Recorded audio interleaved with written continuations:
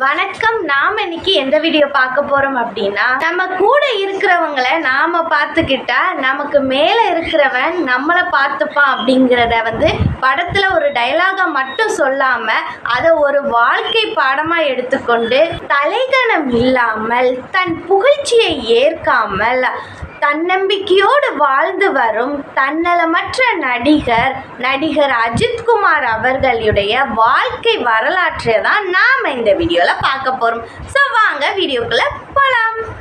வியர்வை சிந்தி உழைக்கும் உழவர்களை நினைவுபடுத்தும் விதமாகவும் 8 மணி நேர உழைப்பை வலியுறுத்த போராடி வெற்றி கண்டதை கொண்டாடும் விதமாகவும் மே 1ஆம் தேதி உழைப்பாளர்கள் தினமாக நாம் கொண்டாடுகிறோம். அப்படிப்பட்ட உழைப்பாளர்களுக்கு பல உதவிகளை யாருக்கும் தெரியாமல் உதவி இருக்கிறார் நடிகர் அஜித்குமார் அவர்கள். பிரபலமாகுவதற்கு மட்டுமே உதவி செய்யும் இந்த காலகட்டத்தில் தான் ஒரு பிரபலம் என்பதையே மறந்து பல உதவிகளை செய்து வரும் நல்ல உள்ளம் கொண்டவர் நடிகர் அஜித்குமார் அவர்கள். இவர் உழைப்பாளர்கள் தினத்தில் பிறந்து பல கஷ்டங்களையும் வழிகளையும் கடந்து இப்பொழுது நாட்டின் உயரிய விருதான பத்மபூஷன் விருதை வாங்கும் அளவிற்கு உயர்ந்துள்ளார். ரஜினி அவர்களுக்கு பிறகு அதிக ரசிகர்களை கொண்டவர் நடிகர் அஜித்குமார் தான். இவர் 10ஆம் வகுப்பு வரை தான் படித்துள்ளார். ஆனால் இவர் 5 மொழிகளில் பேசுவார்.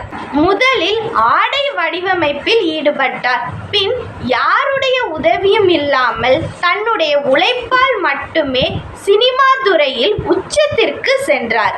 தமிழ் சினிமாக்குள் நுழைந்து தன் பெயரை மாற்றிக்கொள்ளாத நடிகர் என்ற பெருமையும் இவருக்கு உண்டு. CBSE பாடத்திட்டத்தில் 5ஆம் வகுப்பு பாட புத்தகத்தில் இவரை பற்றிய ஒரு பாடமும் அமைந்துள்ளது. உலகிலேயே விமானம் உரிமம் உள்ள ஒரே நடிகர் இவர்தான்.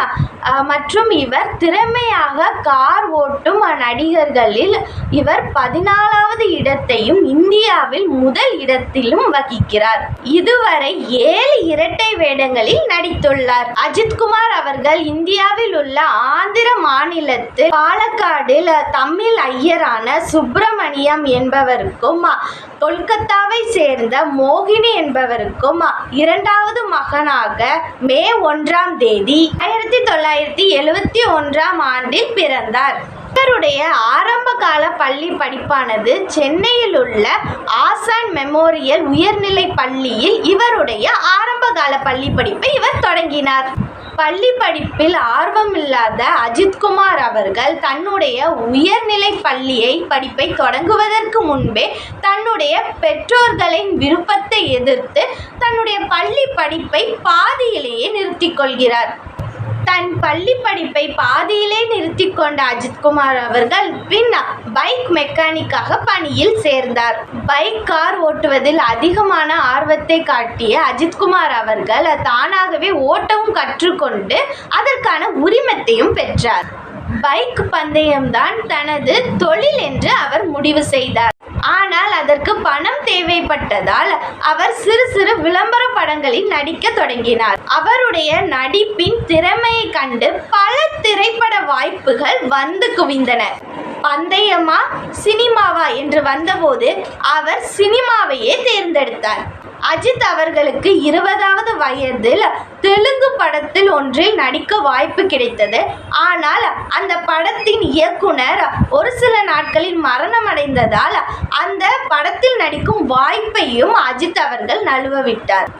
பின் ஓராண்டுகள் கழித்து தெலுங்கு படமான பிரேம புஸ்தகம் என்ற படத்தின் மூலம் இவர் அறிமுகமானார்.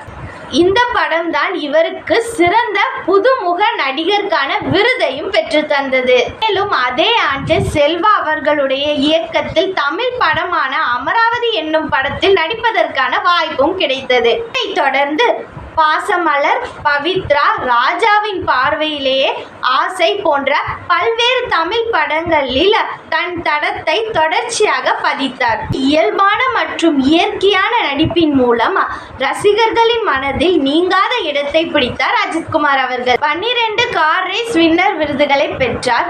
3 பைக் ரேஸ் வின்னர் விருதுகளையும் பெற்றார். மேலும் பிலிம்பேர் விருதை 6 முறையும், கலைமாமணி விருதை 1 முறையும், எம்ஜிஆர் விருதை 1 முறையும், சினிமா எக்ஸ்பிரஸ் விருதை 2 முறை, கேரளா பாரத் முனி விருது 1 முறையும், தேசிய விருது 1 முறையும், விஜய் டிவி விருது 4 முறையும், மோஸ்ட் ஸ்டைலிஷ் தென்னிந்திய நடிகர் பட்டம் விருதை 11 முறை பெற்ற ஒரே தமிழ் நடிகர் அஜித்குமார் அவர்கள்தான்.